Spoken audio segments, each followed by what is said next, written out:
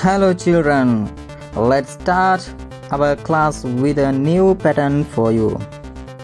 අද අපි කියලා දෙන්න යන pattern එක subject එකට seem to be ho seems to be කියන මේ දෙකෙන් එකක් එකතු කරලා ඊළඟට ක්‍රියාපදයක් භාවිතා කරන ආකාරයෙන් කොහොමද වාක්‍ය හදාගන්නේ කියන එක. ඇයි මේ seem to be seems to be කියලා අපි කොටස් දෙකක් කිව්වේ? ඒ subject එකට අනුව අපි මෙන්න මේ දෙක තිබිය යුතු නිසා. අපි එහෙනම් බලමු මොන මොන subject අනුවද මොන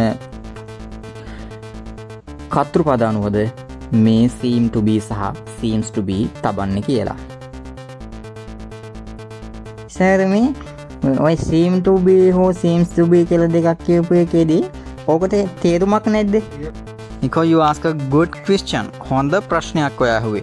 ඇත්තටම මේකට තේරුමක් තියෙනවා. තේරුම තමයි සාමාන්‍ය වගේ පේනවා කියන අදහස. ඒ කියන්නේ කනවා වගේ පේනවා, යනවා වගේ පේනවා. අන්න ඒ වගේ අදහසක් ඔගේ තියෙන්නේ.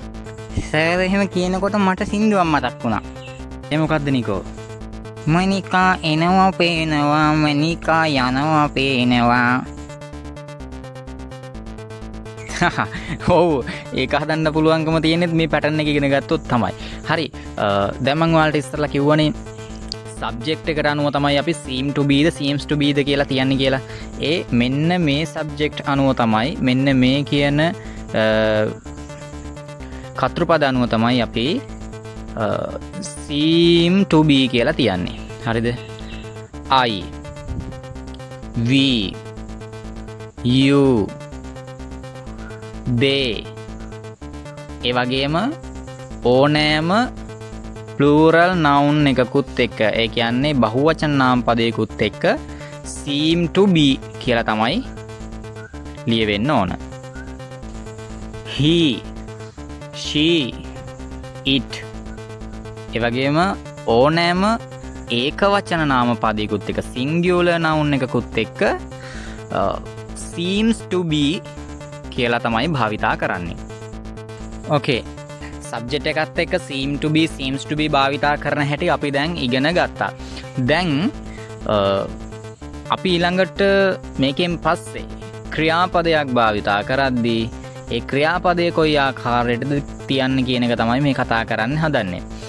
ක්‍රියාපදයක් තියෙනවා නම් මේකදී පස්සේ ක්‍රියාපදයක් භාවිතා කරනවා නම් ඒ ක්‍රියාපදය අනිවාර්යෙන්ම ing ෆෝම් එකෙන් තියන්න ඕන. For example උදාහරණයක් හැටියට he seems to be coming. He seems to be coming.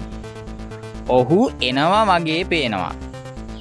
he කියන සබ්ජෙක්ට් එක ඒකට අනුව අපි seems to be කියන එක තිබ්බා. ඊට පස්සේ අපි භාවිතා කරේ verb එකක්. ඒ verb එක අපි ing ෆෝම් එකෙන් තියලා තිනවා. come කියන එක coming කියලා. අන්න ඒ විදිහට තමයි මේ පැටර්න් එක අපි හදාගන්නේ. සර් එතකොට මේ මනිකා එනවා වගේ පේනවා කියලා කියන්නේ මනිකා seems to be coming. හරිද? well done නිකෝ. හරියටම හරි. දැන් මනිකා කියලා කියන්නේ ඒක වචන නාම පදයක් නේ, කෙනෙකුගේ නමක් නේද? එක්කෙනෙක් ගැන කියන්නේ ඒ හින්දා seems to be කියන එක තිබ්බා. ඊළඟට coming කියන එක තියෙනවා ing ෆෝම් එකෙන් come කියන මේ ක්‍රියාපදේ. අයියෝ අපි අමාරුවේ වැටෙනවා වගේ පේන්නේ. කොහොමද මෙහෙම ඉංග්‍රීසියෙන් කියන්නේ ඩේමියන්? අමාරුවේ වැටෙනවට කියනවා fall into trouble කියලා. දැන් මේකේ තියෙන verb එක තමයි fall කියන එක. දැන් මේකට අනුව හදන්න එහෙනම් අපි අමාරුවේ වැටුණා වගේ වැටෙනවා වගේ පේනවා. කොහොමද කියන්නේ? We seem to be falling into trouble. well done Damien. we කියන එකත් එක්ක අපි තියන්නේ seem to be. ඊට පස්සේ verb එක fall කියන එක මම කියවනේ අපි ඒක ing ෆෝම් එකෙන් තිබ්බා. එහෙනම් we seem to be falling into trouble කියලා කියන්නේ අපි අමාරුව වැටුණා වගේ පේන්නේ. හරි. එහෙනම් මේක හරවන්න බලන්න එහෙනම් ඉංග්‍රීසියට දේශපාලකයෝ මේ රට විනාශ කරනවා වගේ පේන්නේ. I give you a help. මම ඔයාලට උදව්වකුත් දෙන්නම්. destroy කියලා කියන්නේ විනාශ කරනවා. මේ රට කියන්නේ destroy this country. දැන් එහෙනම් අර පැටර්න් එකට ගැලපෙන විදිහට හදාගන්න. Politicians seem to be destroying this country. Well done Jeffrey. Jeffrey නේද ඒ කිව්වේ? හරියට Jeffrey. Politicians seem to be destroying this country. Politicians කියලා කියන්නේ බහුවචන නාම පදයක්. ඒකට අනුව අපි තිබ්බා seem to be කියන එක. ඊට පස්සේ destroy කියන එක ing form එකෙන් තියලා අපි මේ pattern එක හදලා තියෙන්නේ.